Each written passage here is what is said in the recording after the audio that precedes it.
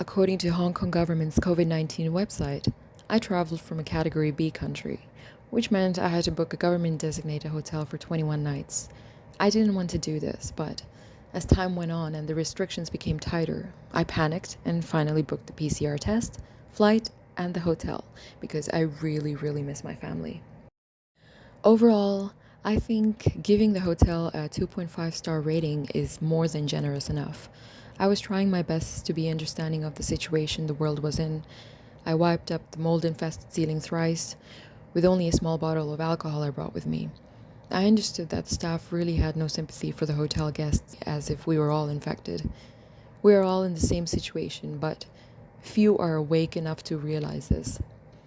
My last week was the most difficult, and I became increasingly paranoid with the noises outside my door from the cleaning staff.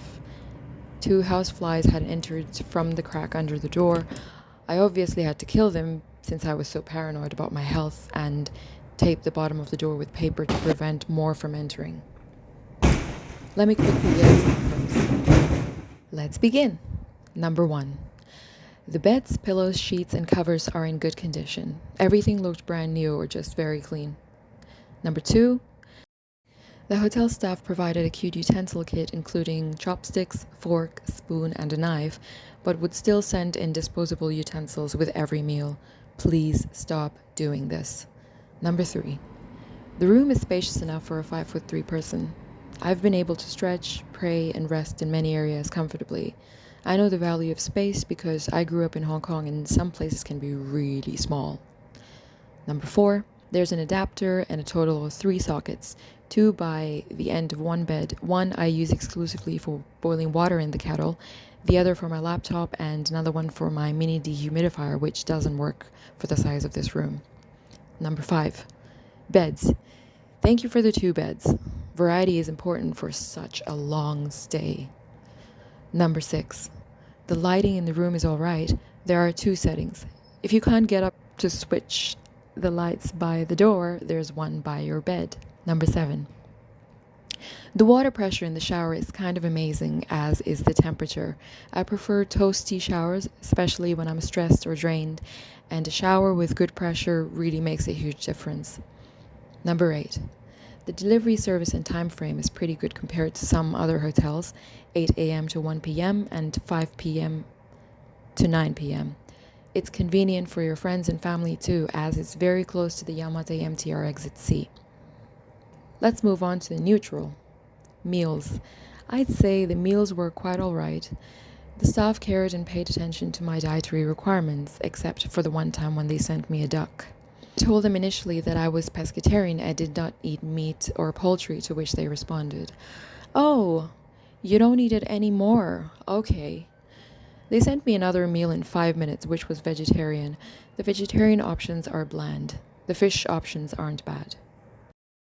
Oh, let's move to the not so good stuff. Number 1. The vents were dirty when I entered the room. I had to clean them. After week 1 and 2, I cleaned them again, and they weren't really dusty, so that means the cleaners didn't do their job initially. This is kind of huge because you can't open the window, it's locked because we're quarantined in here. Number 2. Moldy ceilings. Mold forms when the temperature is high, humid, and there isn't proper ventilation, so this room checks all of these. I had to clean the ceiling thrice during my stay. Number 3. Unstable thermostat. The room gets humid when the temperature is a bit higher than 25 degrees Celsius, but if I set it lower, I'm freezing. I had to experiment with the fan and temperature setting throughout my stay. Number 4. Not enough water. I asked for more water bottles on day 16, but the staff told me that if I needed more, I should ask my family to bring them over.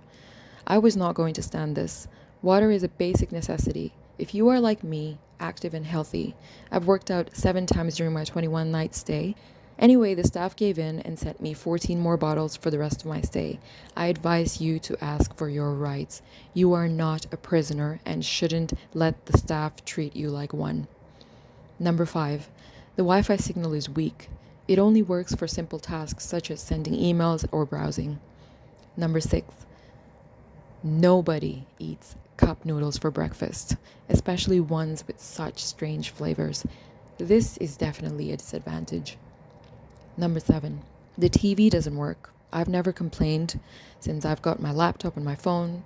Number 8, the door alarm is a bit scary. It feels like you're escaping from prison when you're just trying to close the door. I'm sensitive to sound, so this gave me a panic attack for the first couple of days. Number 9, there aren't any ceramic or metal cups, just paper ones. One cannot enjoy a hot beverage in a temporary cup. Number 10, soft drinks.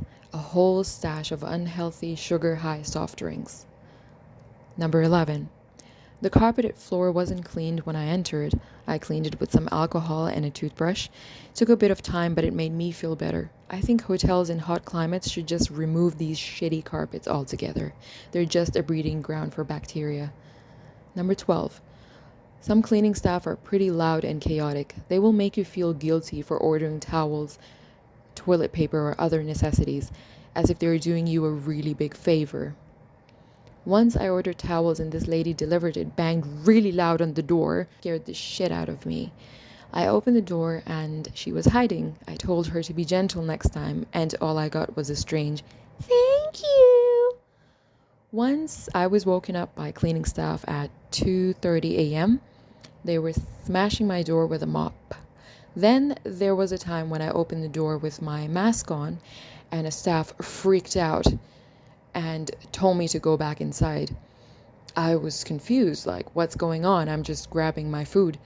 I think people need to be trained not to treat the hotel guests like we are all infected. For all we know, we should be afraid of the hotel staff contaminating whatever they give us.